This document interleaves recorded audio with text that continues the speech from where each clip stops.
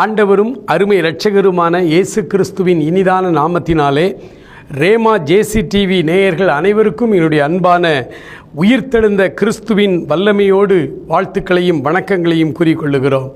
என கண்பானவர்களே, மகிழ்ச்சியோடு இருக்கிற நாள் இது.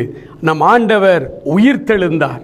வெளிப்படுத்தின விசேஷம் 1ஆம் அதிகாரம் 18வது வசனத்தை நான் உங்களுக்காய் வாசிக்கிறேன். வெளிப்படுத்துதல் 1ஆம் அதிகாரம் 18வது வசனம். மரித்தேன், ஆனாலும் இதோ சதா காலங்களிலும் உயிரோடு இருக்கிறேன். ஆமேன். நான் மரணத்திற்கும் பாதாளத்திற்கும் உரிய திறவுகோல்களை உடையவராய் இருக்கிறேன் என்று ஆண்டவர் அங்கே சொல்லுகிறார். என கருமையானவர்களே, நாம் ஆராதிக்கிற நம்முடைய ஆண்டவர் மரித்து உயிர்த்தெழுந்த ஆண்டவர். இந்த உலகத்தில் ஏராளமான கல்லறைகள் உண்டு, கோடிக்கணக்கான கல்லறைகள் இருக்கிறது. ஆனால் இந்த உலகத்திலேயே காலியாய் இருக்கிற ஒரே ஒரு கல்லறை நம் ஆண்டவராகிய இயேசு கிறிஸ்து வைக்கப்பட்ட கல்லறை மாத்திரம்தான் இன்றைக்கும் காட்சிப்படுத்தப்பட்டிருக்கிறது. இன்றைக்கும் இந்த கல்லறைக்குள்ளே எதுவுமே இல்லையே. அவர் சரீரத்திலே நமக்காக பாடுகளை பட்டு சிலுவையிலே மரணமடைந்து நமக்காகவே அவர் தம்மை ஒப்பு கொடுத்து அவரை அடக்கம் செய்தார்கள். வேத வாக்கியங்களின்படியே அவர் 3ஆம் நாள், அதாவது வாரத்தின் 1ஆம் நாள் அதிகாலையில் அவர் உயிர்த்தெழுந்தார். என கண்பானவர்களே, உயிர்த்தெழுந்த ஆண்டவரை ஆராதிக்கிற ஜனம் எத்தனை பாக்கியமுள்ள ஜனம். மனம் கலங்காதிருங்கள் அன்புக்குரியவர்களே. ஆண்டவர் உயிர்த்தெழுந்த ஆண்டவர் உங்களோடு கூட இருக்கிறார். உங்கள் வாழ்க்கையின் எல்லா பகுதிகளிலும் உங்களோடு கூட வழி நடந்து வருகிற ஆண்டவர் உங்களோடு கூட இருக்கிறார். ஆகவேதான் அவர் சொல்லுகிறார், நான் மரணத்திற்கும் பாதாளத்திற்கும் உரிய திறவுகோலை உடையவராய் இருக்கிறேன். மரித்தேன், ஆனாலும் இதோ சதா காலங்களிலும் நான் ஜீவனோடு இருக்கிறேன், உயிரோடு இருக்கிறேன் என்று வேறு யார் இந்த வார்த்தைகளை சொல்ல முடியும்? மொத்த சரித்திரத்தை நீங்கள் பாருங்கள். கிபி கிமு என்றுதான் பிரிக்கப்பட்டிருக்கிறது. கிறிஸ்துவுக்கு முன் கிறிஸ்துவுக்கு பின் என்றுதான் உலக வரலாறே பிரிக்கப்பட்டிருக்கிறது. என்ன காரணம்? இயேசு உயிர்த்தெழுந்தார். அவர் ஒரு மனிதர் அல்ல. அவர் ஒரு மனிதராய் வந்து மனிதர்களுக்காய் மரித்தார் என்று பலர் பேசுகிறோம். அப்படி அல்ல. அவர் தெய்வம். தேவனே மனிதனாய் ரூபமெடுத்து இந்த பூமிக்கு அவதாரமாய் கடந்து வந்தவர். உலகத்தின் சகல மனிதர்களுக்காகவும் உலகத்தின் சகல மக்களுக்காகவும் தன் ஜீவனை சிலுவையிலே கொடுத்தார். ஜீவனை சிலுவையிலே கொடுத்து வேத வாக்கியங்களின்படியே 3ஆம் நாள் உயிர்த்தெழுந்த ஆண்டவரை நாம் ஆராதித்து கொண்டிருக்கிறோம். தைரியமாயிருங்கள், தைரியமாயிருங்கள். நாம் ஆராதிக்கிற தேவன் ஜீவன் உள்ளவர். செத்த தெய்வத்தை நாம் ஆராதிக்கவில்லை, உயிரோடு இருக்கிற தெய்வத்தை நாம் ஆராதித்து கொண்டிருக்கிறோம். என கண்பானவர்களே, அவரை சிலுவையிலே அடித்து கொலை செய்து அவரை அங்கே கல்லறையிலே அடக்கம் பண்ணின அந்த நாட்களிலே அவரோடு இருந்த சீஷர்கள், அவரோடு ஊழியங்களிலே இருந்த ஸ்திரீகள் எல்லாரும் கலங்கி போனார்கள். எல்லாரும் கலங்கி போன அந்த நேரத்தில் ஞாயிற்றுக்கிழமை அதிகாலை வேளையில் அந்த சரீரத்திற்கு தூபவர்க்கம் இட அவர்களுடைய மரபுபடி அதற்கு சுகந்த வர்க்கங்கள் எல்லாம் இது வைக்கும்படியாக கல்லறைக்கு வேகமாய் ஓடி போனார்கள். வேகமாய் இவர்கள் ஓடி போகும் பொழுது அந்த கல்லறையில் உள்ள அந்த ரோம அரசாங்கத்தின் சீல் வைக்கப்பட்ட அந்த பெரிய பாறையாய் ஒரு கதவு மாதிரி அதை அடைத்து வைத்திருந்தார்கள். அது விலகி கிடந்தது. ஆச்சரியப்பட்டு இந்த ஸ்திரீகள் உள்ளே ஓடுகிறார்கள். ஸ்திரீகள் உள்ளே ஓடி பார்க்கிறார்கள். அவரை சுற்றியிருந்த அந்த துணிமைகள் மாத்திரம் அங்கே இருக்கிறது. அது இன்றைக்கும் இருக்கிறது. அந்த துணிகள் இருக்கிறது, அவரை காணவில்லை. ஐயோ, அவருடைய சரீரத்தை யாரும் களவாடி கொண்டு சென்று விட்டார்களோ என்று வேதனையோடு இந்த ஸ்திரீகள் வெளியே வந்த பொழுது 2 தூதர்கள் தோன்றினார்கள். அந்த தூதர்கள் சொன்னார்கள், அவர் இங்கே இல்லை, தாம் சொன்னபடியே உயிர்த்தெழுந்தார். கர்த்தரை வைத்த இடத்தை வந்து பாருங்கள் என்று சொன்னார். அவர் இங்கே இல்லை, அவர் உயிர்த்தெழுந்தார். சொன்னபடியே உயிர்த்தெழுந்தார். மரணத்திற்கு முன்பே ஆண்டவர் தன்னுடைய மரணம், தன்னுடைய உயிர்த்தெழுதலை குறித்து அவர் அதிகமாய் பேசி இருந்தார். என்னை பாவிகளின் கையிலே ஒப்பு கொடுப்பார்கள், அவர்கள் என்னை சிலுவையிலே அறைந்து கொலை செய்வார்கள், என்னை அடக்கம் செய்வார்கள், ஆனாலும் என் பிதா என்னை உயிர்த்தெழ வைப்பார், நான் மறுபடியும் உயிர்த்தெழுவேன் என்று சொல்லியிருந்தார். அவர் சொன்னபடியே உயிர்த்தெழுந்தார். ஆம், எனக்கு அன்பான சகோதரா சகோதரி, செத்த தெய்வத்தை நாம் ஆராதிக்கவில்லை, உயிரோடு இருக்கிற இயேசு கிறிஸ்துவை நாம் ஆராதித்துக் கொண்டிருக்கிறோம். இன்னைக்கு தைரியப்படுங்கள். ஆண்டவர் உங்களை நடத்துகிற ஆண்டவராயிருக்கிறார். அவர் சொல்லுகிறார், பயப்படாதிருங்கள், மரணத்திற்கும் பாதாளத்திற்கும் உரிய திறவுகோல் என்னிடத்தில் இருக்கிறது. ஹல்லேலூயா. ஆண்டவர் மலை பிரசங்கத்திலேயே இந்த காரியத்தை நிழலாட்டமாய் பேசுகிறார். அவர் சொன்னார், சரீரத்தை மாத்திரம் கொல்ல வல்லமை உள்ளவர்களுக்கு நீங்கள் பயப்படாதிருங்கள். அரசாங்கத்திற்கு ஒருவேளை இந்தியாவில் கூட முதல் நூற்றாண்டு திருச்சபை மக்கள் உபத்திரவப்பட்டது போல 21ஆம் நூற்றாண்டு திருச்சபை மக்களுக்கும் ஒருவேளை நம்முடைய அரசாங்கத்தில் கிறிஸ்தவர்களுக்கான உபத்திரவம் வரும். நம்மை கொலை செய்வார்கள், அநியாயமாய் குற்றஞ்சாட்டுவார்கள், பல பிரச்சனைகள் கிறிஸ்தவர்கள் நடுவிலே உருவாகும். கிறிஸ்தவர்களுக்கு விரோதமாய் அரசாங்கம் திரும்பும். ஆகவேதான் ஆண்டவர் மலை பிரசங்கத்தில் சொன்னார், உங்கள் சரீரத்தை மாத்திரம் கொல்ல வல்லமை உள்ளவர்களுக்கு நீங்கள் பயப்படாதிருங்கள். உங்கள் சரீரத்தையும் உங்கள் ஆத்துமாவையும் ஒருங்கே கொலை செய்கிறவருக்கு நீங்கள் பயப்படுங்கள் என்று சொன்னார். நம்முடைய ஆத்துமா, நம்முடைய உள்ளே இருக்கிற ஜீவன், இதற்கெல்லாம் அதிகாரி இந்த உயிர்த்தெழுந்த ஆண்டவராகிய இயேசு கிறிஸ்து. அவர் ஒருவருக்கே நாம் பயந்து நடக்க வேண்டும். அவர் ஒருவருக்கே நாம் அஞ்சி கீழ்ப்படிய வேண்டும். அவருக்கே நாம் அடியாளாய், அவருக்கே நாம் அடியவர்களாய் மாறி தொண்டு செய்ய வேண்டும். ஆம், எனக்கு அன்பானவர்களே, உயிர்த்தெழுந்த ஆண்டவர் இன்று நம் நடுவிலே இந்த செய்தியை கேட்டுக்கொண்டிருக்கிற உங்கள் ஒவ்வொருவரையும் உயிர்ப்பிக்க ஆவலோடு காத்திருக்கிறார். சமீப நாட்களுக்கு முன்பு கிட்டத்தட்ட ஒரு 6-7 நாட்கள் நான் ஆஸ்பத்திரியிலே தங்கியிருக்க வேண்டியதாக இருந்தது. வெள்ளூர் சிஎம்சி ஹாஸ்பிட்டலிலே நாங்கள் தங்கியிருந்த பொழுது ஒவ்வொரு நாளும் ஆயிரக்கணக்கான மக்கள், குறிப்பாக வட இந்திய மக்கள், பற்பல பாஷைகளை பேசுகிற மக்கள் திரளாய் அந்த ஆஸ்பத்திரிக்கு வருகிறார்கள். ஆஸ்பத்திரியிலே டாக்டர்கள் சரியாய் டயக்னோஸ் பண்ணி அவர்களுக்கு ஏற்ற மருந்து மாத்திரைகளை மிக குறைந்த விலையிலே கொடுக்கிறார்கள். இந்த ஜனங்கள், பாதிக்கப்பட்ட ஆயிரக்கணக்கான மக்கள் ஒவ்வொரு நாளும் கூட்டமாய் அந்த ஆஸ்பத்திரியை தேடி வருகிறார்கள். ஆண்டவருடைய தெய்வீக சுகம் பெற்றுக்கொள்ளுகிறார்கள். அங்கே ஒரு சேப்பல் உண்டு. ஒரு அமைதியான சூழ்நிலையிலே பற்பல பாஷை பேசுகிற மக்கள், அவர்கள் ஜாதி இன மத பேதமின்றி இந்த சேப்பலில் கண்ணீர் வடித்துக் கொண்டிருக்கிறார்கள். தங்களுக்கு அருமையானவர்கள் அங்கே சிகிச்சை பெறுகிறார்கள். கூட வந்த இவர்களோ சேப்பலில் அமர்ந்து ஜெபிக்கிறார். ஒரு தேவ பிரசன்னம் அந்த ஆஸ்பத்திரி வளாகம் முழுவதும் நிரம்பி இருக்கிறது. உயிர்த்தெழுந்த ஆண்டவருடைய பிரசன்னத்தை எங்கே நான் உணர்ந்தேன். ஆண்டவர் நம்மை ஆசீர்வதிக்கிற தேவன். ஒருவேளை டாக்டர்கள் நமக்கு மருந்து மாத்திரை கொடுக்கலாம், ஆனால் கொடுக்கப்படுகிற மருந்து மாத்திரை நமக்குள்ளே சரியான ஒரு சுகத்தை கொடுக்க வேண்டுமானால் தேவனுடைய கரம் அங்கே இருக்க வேண்டும். உயிர்த்தெழுந்த ஆண்டவர் தான் நம்மை சுகப்பாக்க முடியும். அவர்தான் சொன்னார், நானே உன் பரிகாரியாகிய கர்த்தர், நீ பயப்படாதே. எனக்கு அருமையானவர்களே, இயேசு கிறிஸ்து இந்த உலகத்திற்கு உங்களையும் என்னையும் மீட்கும் பொருளாய் அவர் வந்த பொழுது நேரடியாய் சாத்தான் அவரிடத்திலே வந்து நின்று பேசுகிறான். இந்த உலகத்தையும் அதன் சகல அதிகாரத்தையும் பெற்றுக்கொள்ளத்தானே வந்திருக்கிறீர். அவைகள் எல்லாம் என்னிடத்தில் தான் இருக்கிறது. அவைகள் எல்லாம் எனக்கு ஒப்பு கொடுக்கப்பட்டிருக்கிறது. எனக்கு இஷ்டமானவனுக்கு நான் கொடுக்க விரும்புகிறேன். நீர் என்னை தாழ விழுந்து பணிந்து கொண்டால் இவை எல்லாவற்றையும் உமக்கு தருவேன் என்று நேரடியாய் சொல். நீர் கஷ்டப்பட வேண்டியதில்லை. நீர் சிலுவை வரை செல்ல வேண்டியதில்லை. நீர் இத்தனை கொடூர பாடுகளை அனுபவிக்க வேண்டியதில்லை. என்னிடத்தில் இருக்கிற இந்த வல்லமையும் இந்த அதிகாரத்தையும் எடுத்துக்கொள்ளத்தானே நீர் வந்தீர்.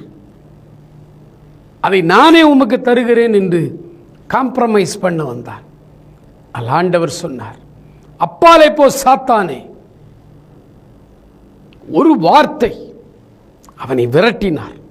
அப்பாலே போ சாத்தான், தேவனாகிய கர்த்தர் ஒருவரையே பணிந்து கொண்டு அவருக்கே நீ சேவகம் செய்ய வேண்டும், அப்பாலே போய் என்று விரட்டினார். ஓடிப்போய்விட்டான்.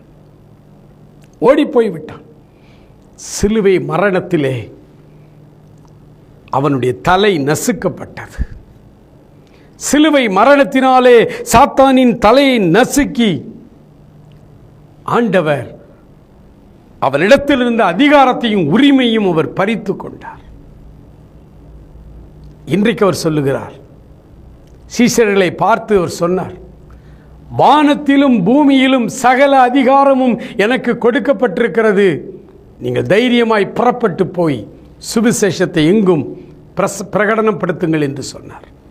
ஆம், எனக்கு அன்பானவர்களே, உயிர்த்தெழுந்த ஆண்டவர் நம்மோடு கூட இருக்கிறார். உயிர்த்தெழுந்த ஆண்டவர் நம்மோடு கூட இருந்து அவர் நம்மை வழி நடத்துகிறார். இந்த ஒற்றை வார்த்தையை, இந்த கிரேட் கமிஷன் என்று சொல்லுவோம், இந்த ஒற்றை வார்த்தையை கையில் பிடித்து கொண்டுதான் அவரோடு கூட இருந்த சீஷர்கள் உலகமெங்கும் போனார்கள். அவர் உயிர்த்தெழுந்ததை கூட நம்பாமல், நான் அந்த காயத்தில் கை வைத்து பார்த்தால்தான் நம்புவேன் என்று சொன்ன தோமா 2000 ஆண்டுகளுக்கு முன்பே இந்தியாவுக்கு வந்தார். சுவிசேஷத்தை அறிவித்தார். சென்னை பட்டணத்திலே தன் ஜீவனை இரத்த சாட்சியாய் விட்டு கொடுத்தார். அனைத்து சீஷர்களுமே ஆண்டவருக்காய் இரத்த சாட்சியாய்த்தான் மரித்தார்கள். மரித்தவர்கள் இன்றும் பேசிக் கொண்டிருக்கிறார்கள். இந்த உலகத்தின் ஆண்டவரை பிடிக்காத ஜனங்கள் அவருடைய சரீரத்தை தான் கொலை செய்ய முடிந்தது. ஆனால் அவர்கள் இன்றும் ஜீவனோடு பேசிக் கொண்டிருக்கிறார்கள். ஆம், எனக்கு அன்பான சகோதரனே, சகோதரியே, என்ன பிரச்சனையிலே நீ மாட்டி இருக்கிறாய்? நீ என்ன பாதையின் வழியாய் கடந்து போய் இருக்கிறார்? இந்த காலையிலே சமூக வலைதளங்களிலே ஒரு சகோதர தேவ மனிதர் ஒருவர், ஆண்டவருக்காய் நன்றாய் பாடுகிற ஒரு மனிதர், அவர் எழுதியிருக்கிறார், கடந்த 2 மாதமாய் நானும் என் குடும்பமும் கடந்து வந்த பாதை அவ்வளவு கொடுமையான பாதை, எங்கள் எதிரிக்கு கூட அந்த நிலைமை வரக்கூடாது என்று எழுதியிருந்தார். உண்மைதான். ஆண்டவருக்காக அஞ்சி நடுங்கி வாழ்கிற நம்முடைய வாழ்க்கையிலே பல நேரங்களிலே மரண இருளின் பள்ளத்தாக்கிலே நாம் நடந்து செல்ல வேண்டியிருக்கிறது. திகில் நம்மை பிடிக்கிறது. மரண இருளின் பள்ளத்தாக்கிலே நடந்து வருகிறோம். அப்பொழுதுதான் இந்த வார்த்தை வருகிறது, ஐயோ, என் எதிரிக்கு கூட இந்த நிலைமை வரக்கூடாது என்று. ஆனால் வேதம் சொல்லுகிறது, தாவீது அரசர் சொல்லுகிறார், நான் மரண இருளின் பள்ளத்தாக்கிலே நடந்து சென்றாலும் பொல்லாப்புக்கு பயப்படேன், தேவரீர் என்னோடே கூட இருக்கிறீர். என் அன்பு சகோதரனே, என் அன்பு சகோதரியே, உயிர்த்தெழுந்த ஆண்டவர் உன்னோடு கூட இருக்கிறார் என்பதை நீ மறந்து போகாதே. தைரியப்படு. என்று பக்கத்திலே 1000 பேர், உன் வலது பக்கத்திலே 10,000 பேர் விழுந்தாலும் அது உன்னை அணுகாது. ஏனென்றால் உயிர்த்தெழுந்த ஆண்டவருடைய வல்லமை உன்னோடு கூட இருக்கிறது.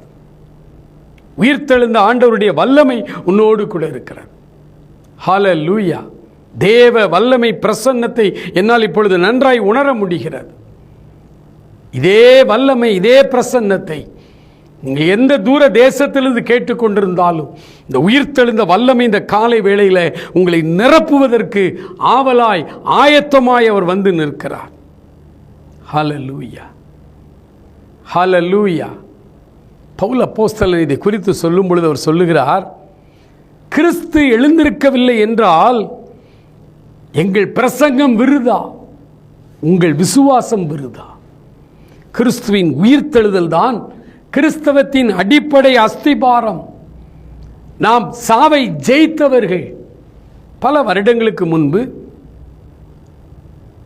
ஆண்டவரை அறியாத ஒரு குடும்பத்திலே ஒரு அப்பாவும் அம்மாவும் இருந்தார்கள். திருமணமாகி பல வருடங்கள் அவர்களுக்கு குழந்தை இல்லை. அவர்கள் கிறிஸ்தவர்கள் அல்ல. ஆகவே தங்களுக்கு ஒரு குழந்தை வேண்டும் என்று பல புண்ணிய ஸ்தலங்களுக்கு யாத்திரையாய் கடந்து போனார்கள்.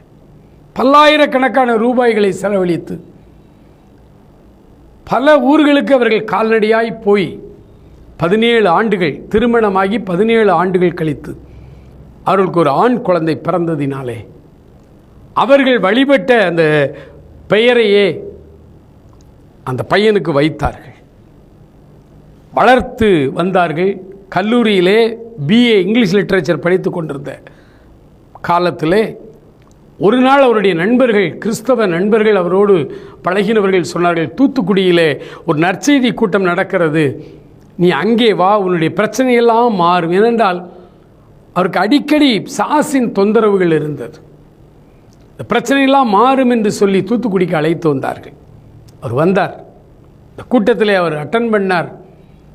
அந்த ஊழியக்காரர் கூட்டம் முடிந்து ஜெபிக்கும் பொழுது இவருக்குள் இருந்த அசுத்த ஆவிகள் அலறி ஓட ஆரம்பித்தது. செத்தவனை போல கீழே பொத்தென்று விழுந்தார். எல்லா பிரச்சனையும் முறையிட்டு விலகி இயேசு கிறிஸ்துவை சொந்த இரட்சகராய் அந்த சகோதரன் ஏற்றுக்கொண்டார். இன்றைக்கும் ஒரு ஊழியம் செய்து கொண்டிருக்கிறார்.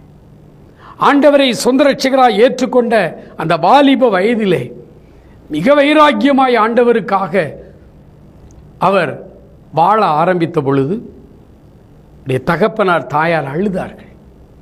இப்படி போயிட்டியப்பா, நம்ம சாதி சனத்தை விட்டு நம்முடைய பழக்க வழக்க கலாச்சாரங்கள் மத வழிபாடுகள் எல்லாத்தையும் விட்டுட்டு இப்படி போயிட்டியே, வெள்ளைக்கார சாமி பின்னால் போயிட்டியே அப்படின்னு சொல்லி அவருக்கு அழுதார்கள். அப்புறம் உபத்திரவப்படுத்த ஆரம்பித்தார்கள். ஒரு பைபிள் கையிலே வைத்திருந்தார். அந்த வேதத்தை இரவும் பகலும் வாசிக்க ஆரம்பித்தார். ஒரு நாள் அதிகாலையிலே அவர் ஜெபத்தை முடித்துவிட்டு பைபிள் வாசிக்கும் பொழுது அவருடைய தகப்பனார் வந்து அவருடைய முதுகிலே ஓங்கி மிதித்தார். அவர் கையில் இருக்கிற பைபிளை பிடுங்குவதற்கு ட்ரை பண்ணார். பைபிளை இருக்க நெஞ்சோடு அணைத்து கொண்டு சொன்னப்பா, விட்டுருங்கப்பா, எனக்கு இந்த ஆண்டவர் தான் வேணும், இவர்தான் எனக்கு வேண்டும் என்று சொல்லி கதறினார். இந்த தகப்பனார் கொஞ்ச நேரம் போராடி பார்த்து விட்டு அதன் பிறகு சொன்னார், டேய், இந்த கிறிஸ்தவங்களோட சேராதடா, அவங்க செத்தா கூட அவங்க உடம்பு வேகாதுன்னு சொல்லி தான் அவங்கள மண்ணில் போட்டு புதைக்கிறாங்க. அவர் என்ன சொல்றார் பாருங்க. இந்த உலகத்து அதிகாரங்களினாலே, இந்த உலகத்து காரியங்களினாலே உங்களையும் என்னையும் ஒன்று செய்துவிட முடியாது. அதிகபட்சமாய் சரீரத்தை கொலை செய்யலாம். ஆதி பக்தர்கள் வாளால் அறுப்புண்டார்கள், சிங்கங்களுக்கு இரையாய் வீசப்பட்டார்கள். ஆனாலும் விசுவாசத்தோடு அவர்கள் மரித்தார்கள். அவர்கள் தெரியும், எங்கள் சரீரத்தை தான் நீ கொலை செய்ய முடியும், உள்ளே இருக்கிற ஆவியும் ஜீவனும் எங்கள் ஆண்டவருடையது என்று அவர்கள் அறிந்திருந்தார்கள். ஆகவே தைரியமாய் வாழ்ந்தார்கள். நீங்களும் நானும் மிக தைரியமாய் கிறிஸ்துவுக்குள்ளே தைரியப்படுவதற்கு இந்த உயிர்த்தெழுந்த வல்லமை நம் ஒவ்வொருவருக்கும் தேவை. இந்த உயிர்த்தெழுந்த வல்லமை நம் ஒவ்வொருவருக்கும் தேவை. எனக்கு அன்பான சகோதரனே, சகோதரியே, அவர் உயிர்த்தெழுந்தபடியினாலே நம்முடைய விசுவாசம் உயிர்த்தெழுப்பப்பட்டிருக்கிறது. இம்மைக்காய் மாத்திரம் நாம் கிறிஸ்துவின் பேரிலே நம்பிக்கையாய் இருந்தால் எல்லா மனிதர்களை பார்க்கில் நாம் பரிதவிக்கப்படத்தக்கவர்களாய் இருப்போம். நாம் இம்மைக்காய் மாத்திரம் வாழவில்லை, இம்மைக்காய் மாத்திரம் நாம் நம்பிக்கை வைக்கவில்லை. நமக்கு ஒரு வாழ்க்கை உண்டு, நமக்கு ஒரு நித்திய வாழ்க்கை உண்டு, ஒரு உயிர்த்தெழுந்த வாழ்க்கை உண்டு. அந்த உயிர்த்தெழுதலுக்கு பங்குள்ளவர்களாக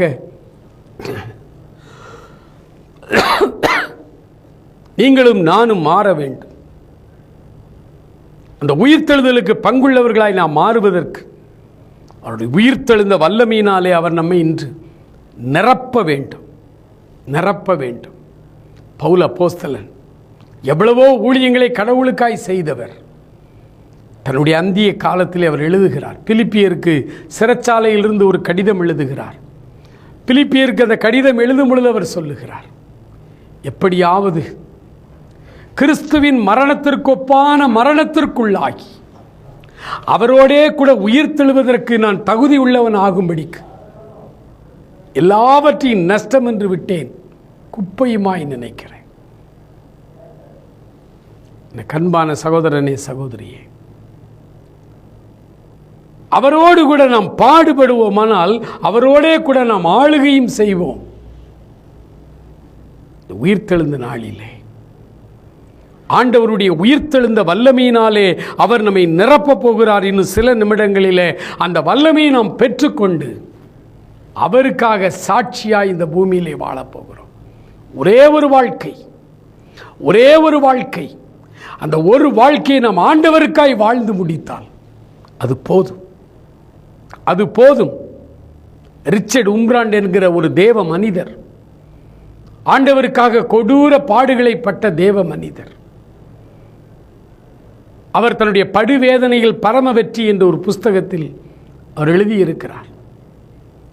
கிறிஸ்தவர்களை உபத்திரவப்படுத்தி ருமேனியாவிலே கிறிஸ்தவர்களை கொலை செய்வதற்கென்றே அன்றைக்கு இராணுவம் கங்கணம் கட்டி கொண்டு வேலை செய்த அந்த காலகட்டத்தில் தான் ரிச்சர்ட் உம்ராண்ட் என்கிற போதகரும் கைது செய்யப்பட்டார்.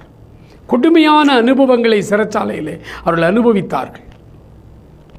ஒரு அறை முழுவதும் பனிக்கட்டியினால் நிரப்பி அந்த பனிக்கட்டியின் மேலே ஒரு 10-40 விசுவாசிகளை ஆண்டவரை மறுதலிக்கும்படியாய் ஆடை இல்லாமல் அப்படியே அதில் அந்த ஐஸ் கட்டியிலே படுக்க வைத்தார்கள்.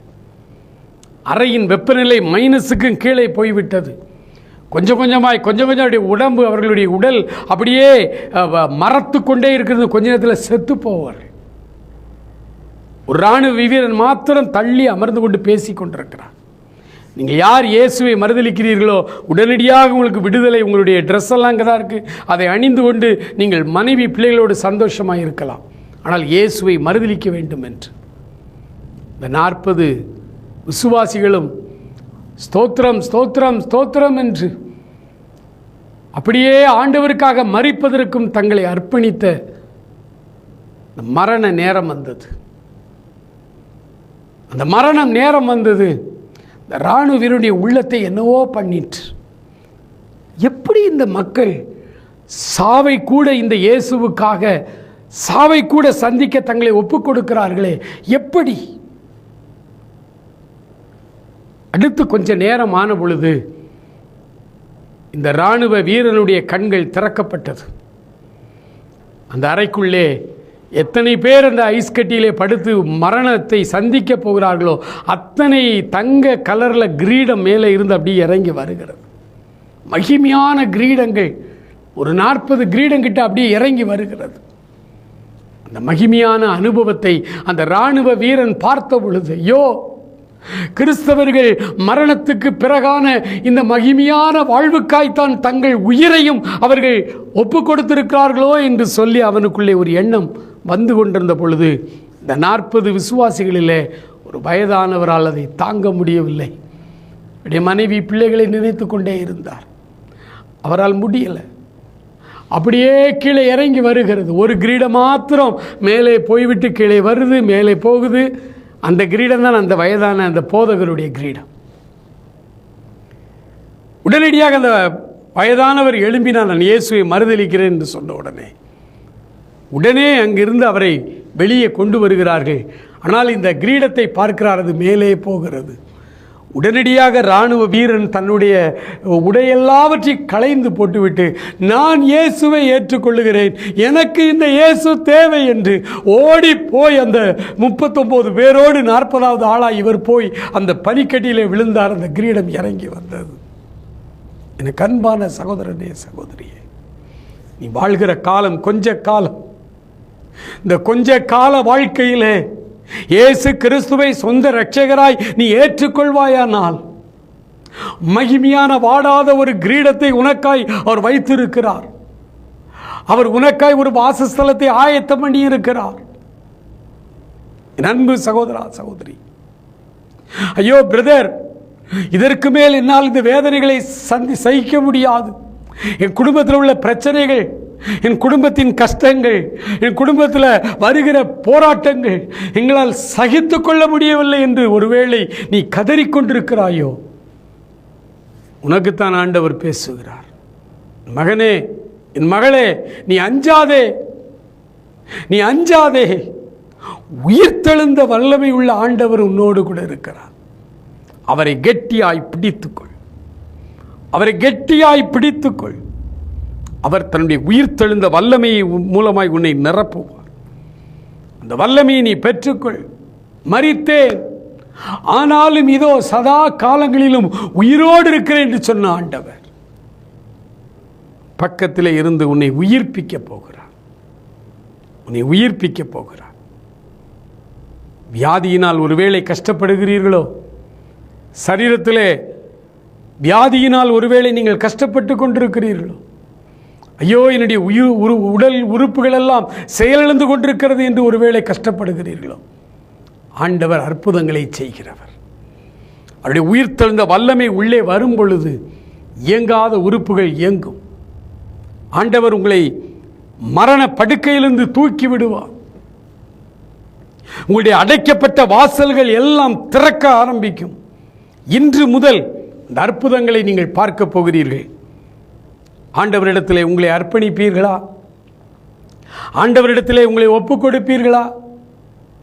அவருக்காக நீங்கள் எழும்பி பிரகாசிக்க உங்களை ஒப்புக்கொடுங்கள்.